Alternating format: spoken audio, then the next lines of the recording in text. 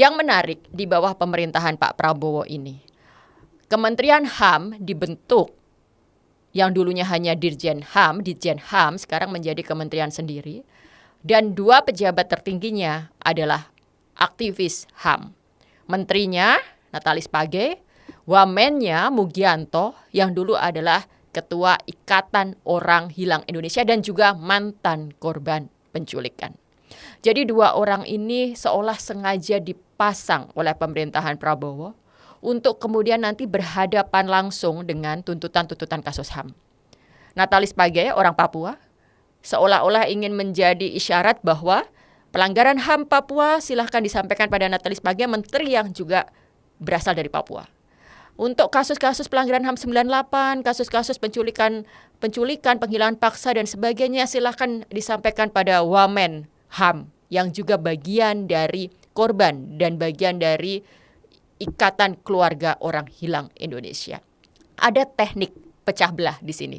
Ada teknik adu domba di sini sebagai bagian dari strategi pemerintahan Pak Prabowo yang memang kental dilekatkan dengan pelanggaran HAM.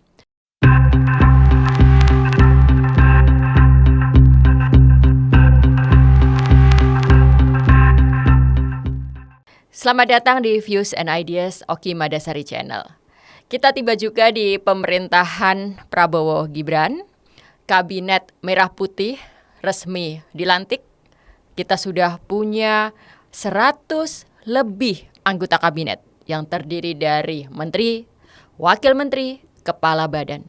Ini semua persis seperti yang sudah dituliskan di editorial omong-omong sebelum pelantikan resmi, sebelum pengumuman resmi bahkan. Jadi editorial omong-omong menurunkan tajuk dalam bahasa Inggris seperti biasa dengan judul Insecure Prabowo Leads a Hopeless Indonesia. Jadi Prabowo yang merasa insecure, merasa tidak aman, merasa masih perlu untuk mendapatkan perlindungan, baik itu perlindungan dari pemerintah sebelumnya, dari Jokowi, dan juga perlindungan dari politisi-politisi, partai-partai politik, pihak-pihak yang dianggap berpotensi menjadi lawan politik dan oposisi. Jadi Prabowo memberi tempat untuk semua pihak, terutama untuk mereka yang berpotensi menjadi lawan politiknya. Itu yang disebut dengan insecure. Hal lainnya lagi, ini juga sama, serupa dengan yang saya tulis untuk Jawa Pos. Dalam kolom terbaru saya di Jawa Pos kemarin, saya menurunkan judul Lepas dari Mulut Harimau Masuk ke Mulut Buaya. Ini merupakan peribahasa yang saya pilih untuk menggambarkan bagaimana pemerintahan Prabowo ternyata tidak berbeda jauh dari pemerintahan Jokowi. Pemerintahan Prabowo mengangkat lebih dari setengah anggota kabinet dari pemerintahan sebelumnya. Dan pemerintahan Prabowo juga belum menunjukkan itikat adanya perubahan dari pemerintah sebelumnya. Jadi lepas dari mulut harimau masuk ke mulut buaya, ini menjadi sebuah ungkapan yang cocok untuk menggambarkan bagaimana jika kita tidak berhati-hati, jika kita tidak terus waspada dan mengkritik, pemerintahan Prabowo bisa tak kalah bahayanya dari pemerintahan Jokowi. Lalu kemudian di podcast saya yang terbaru dengan Abraham Samad, saya juga menggarisbawahi betapa pemerintahan Prabowo ini adalah pemerintahan kabinet yang obesitas. Dan ini akibatnya nanti adalah inefisiensi anggaran, akibatnya adalah pemborosan dan berbagai dampak besar lainnya nanti akan terjadi akibat dari pembentukan kabinet yang sedemikian gemuk ini. Nah, sekarang setelah kita melihat kabinet dilantik, menteri-menteri sudah menduduki jabatannya, sudah ada yang mulai ngantor, ada juga yang belum punya kantor karena memang kementeriannya baru dibentuk. Baru dalam hitungan hari sudah ada masalah-masalah yang membuat kita semua lagi-lagi mempertanyakan bagaimana ini masa depan dari pemerintahan Prabowo ini. Pertama adalah kita tahu pengangkatan Mayor Teddy sebagai seorang sekretaris kabinet. Masalah yang ada di situ berlapis-lapis, bukan hanya sekedar bahwa ternyata jenjang jabatan, jenjang kepangkatan mayor sekarang menduduki Seskap. Itu kemudian solusinya adalah Seskap sekarang berada di bawah Sesnek katanya. Jadi tidak ada masalah. Tapi di balik itu ada masalah yang lebih fundamental, yaitu tentang dui fungsi TNI. Dan ini sampai sekarang belum bisa dijelaskan oleh pemerintahan Prabowo. Dalam undang-undang sudah diatur bahwa TNI, anggota TNI boleh untuk tidak mengundurkan diri jika menduduki jabatan tertentu, disebut itu misalnya sekretaris militer, misalnya jabatan-jabatan di Kementerian Pertahanan dan sebagainya. Seskap betul-betul di luar itu. Jadi pengangkatan Mayor Teddy ini jelas menyalahi Undang-Undang TNI dan sampai sekarang belum ada penjelasan tentang itu. Lalu yang kedua, dalam hitungan hari saja sudah ada seorang menteri negara urusan desa dan daerah tertinggal menggunakan kop resmi kementerian untuk mengundang kepala desa, RT, RW, mengundang masyarakat datang di acara haul ibunya. Ini jelas-jelas bentuk penyalahgunaan kekuasaan. Jelas-jelas bentuk bagaimana konflik kepentingan yang nanti berujung pada korupsi. Jangan dianggap ini sebagai semata sebuah kesalahan administrasi. Ini juga bukan sekedar bentuk bahwa namanya juga menteri baru, jadi belum paham dan sebagainya.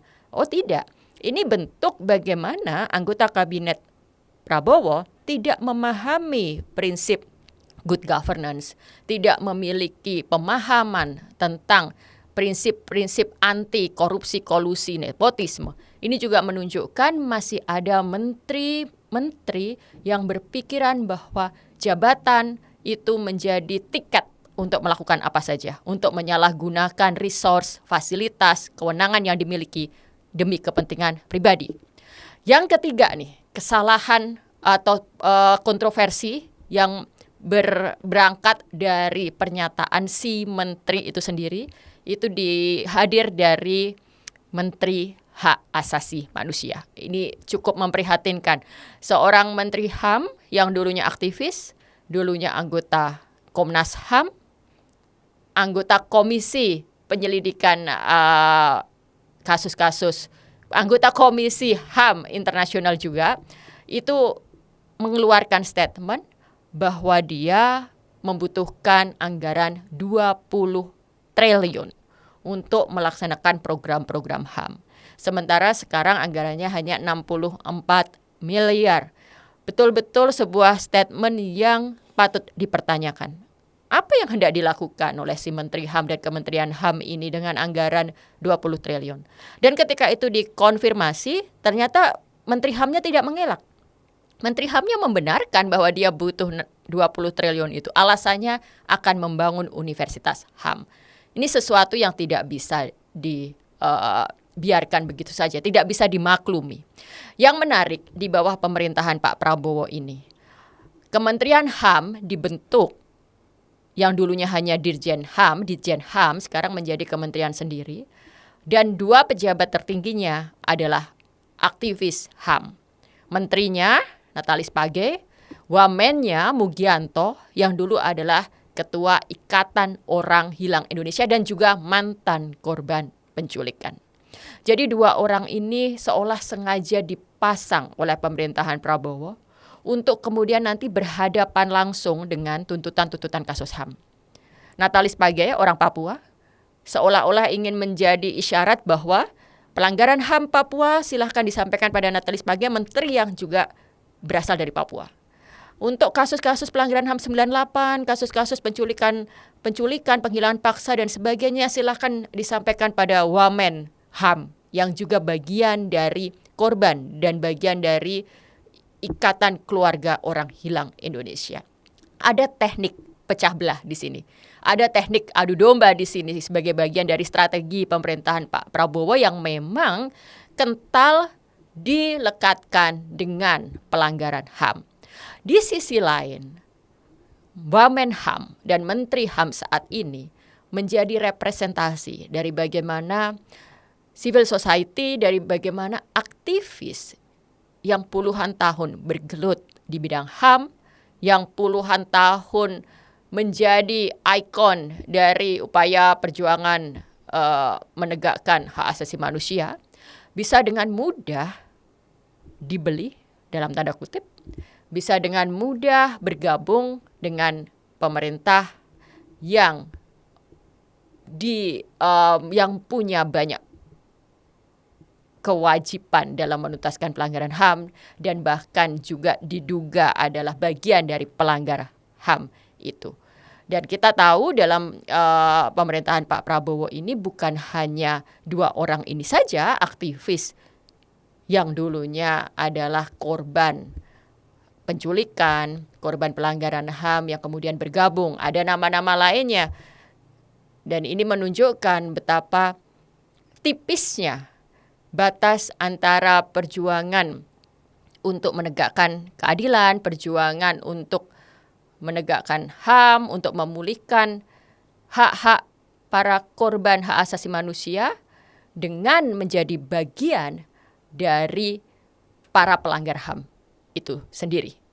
Dengan kondisi kabinet Prabowo Gibran yang seperti ini, maka sudah sepatutnya kita semakin aktif untuk memantau, semakin aktif untuk bersuara, bukan malah jadi pesimis dan malah antipati, tapi justru harus terlibat aktif sebagai warga negara, sebagai watchdog dalam sistem demokrasi ini. Sampai jumpa di Views and Ideas berikutnya.